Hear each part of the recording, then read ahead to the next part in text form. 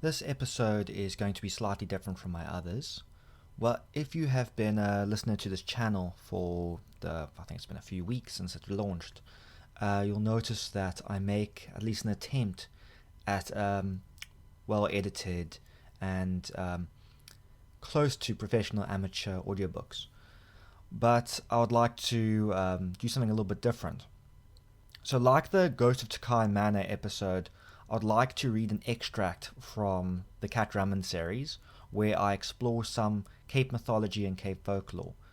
But I would also like to do as minimal editing as possible for this episode, and just be a little more casual about it and just discuss it. You can recognize I'm not a professional voice actor. I write for a living, I don't speak for a living.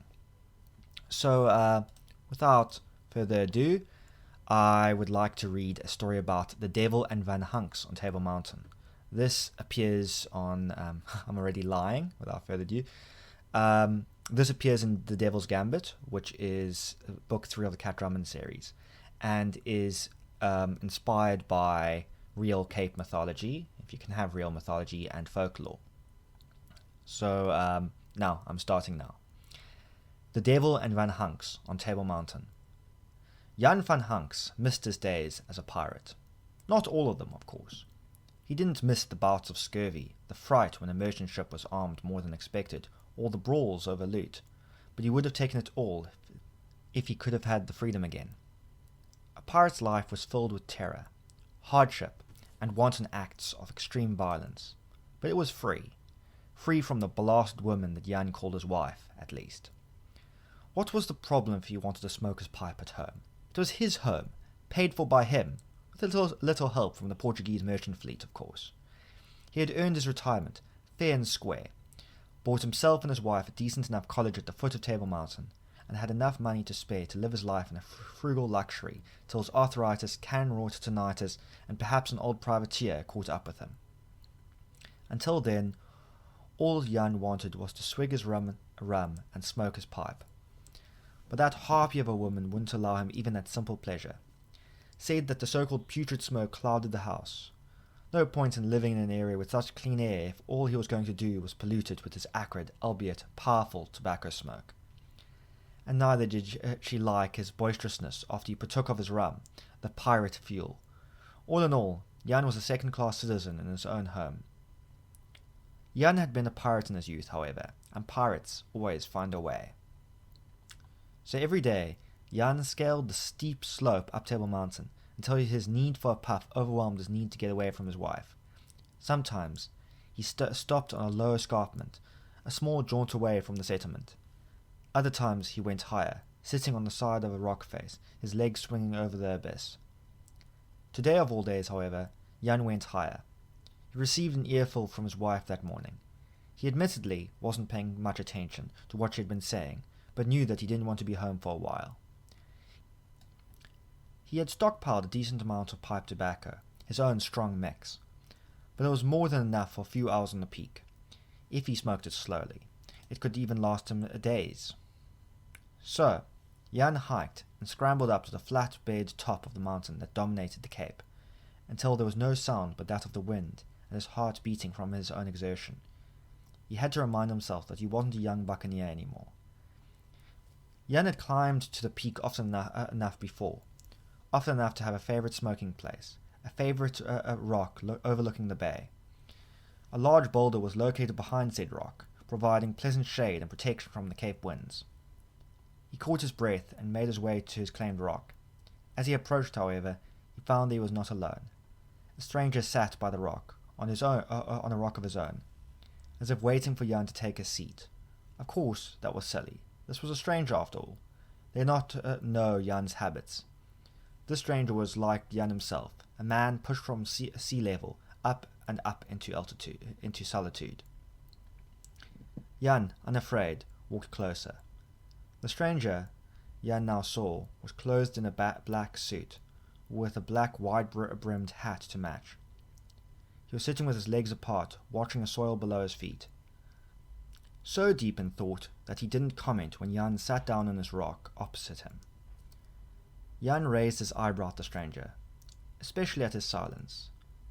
When someone came within speaking distance, you spoke to him, or at least acknowledged their presence, with a glance and a nod. This black-clothed man did neither. Was he asleep? Jan drew out his pipe, a long wooden piece, an antique from his pirating days. He decanted his mix into the pipe and brought out a flint and steel to light it. A click, click, and spark brought the wonderful acrid scent to Jan's nostrils and mouth. He inhaled and then exhaled. Bliss. "Can I join you with that, good man?" The sudden question from the stranger made Jan jump. The stranger looked at him with a cordial, close-mouthed smile. His features were young, unscarred by the ravages of time or hard work. His nose was sharp, his eyes were intense, but Jan found them comforting rather than unsettling. They were the eyes of a young man who had not learned to cloud his vision with apathy and mistrust. "I find myself with a pipe and tobacco, but without a light," the stranger continued. Jan looked at his flint and steel, lying by him on his rock. He picked them up and passed them to the stranger, who lit his own pipe. Jan watched as the stranger's small smile turned into a wide grin of relief and joy. The stranger inhaled and then exhaled a ring of smoke that was promptly carried away by the wind. "Thank you, good man. Such a terrible thing to have the world at one's fingertips, but to have forgotten the key." Jan grunted in agreement. He was a man of few words. The stranger returned the flint and steel and then carried on puffing contentedly. Jan continued to smoke in silence, looking out over the cape. The stranger was also quiet. They were silent for the entire meeting, until, finally, the stranger packed up his pipe and left.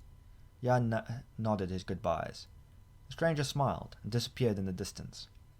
Jan returned home to a wife that complained that his clothing smelled like smoke. The next day, Jan felt compelled to scale to the top of the mountain again. Like clockwork, the stranger was there to meet him once again. This time, the stranger had brought his own flint and steel, but had forgotten his pipe. Jan had extras, however, and shared. They smoked in relative silence, only passing comment at the rare ship that came to dock at the waterfront. Then they departed like the day before. Days followed, and Jan and the stranger met every day. It was odd, their relationship, but one that Jan came to cherish. Long silences, enjoying their tobacco, and the occasional comment. It helped the stranger had complimented Jan's tobacco mix. Jan prided himself on not much else. One day, Jan arrived at the usual time to meet the stranger, who was already smoking. The stranger nodded in greeting, and Jan nodded back. There was the usual silence for just a bit, and then the stranger spoke. "'Tis a clear day today, not much wind. It makes me feel quite energetic." Jan grunted in response, decanting tobacco into his pipe. "How about," the stranger said, orientating himself to face the now seated Jan, "we have a bit of a contest?" Jan raised his eyebrow. "Only if there was a wager involved," Jan answered, his unlit pipe in his hand. While he did not like this energy, he was a man of solemn, long silences after all. He was also a gambling man at heart. A pirate needed to be. A contest is only worth anything if there's something at stake. The stranger laughed. "Isn't that going a bit too fast? We haven't established a competition yet."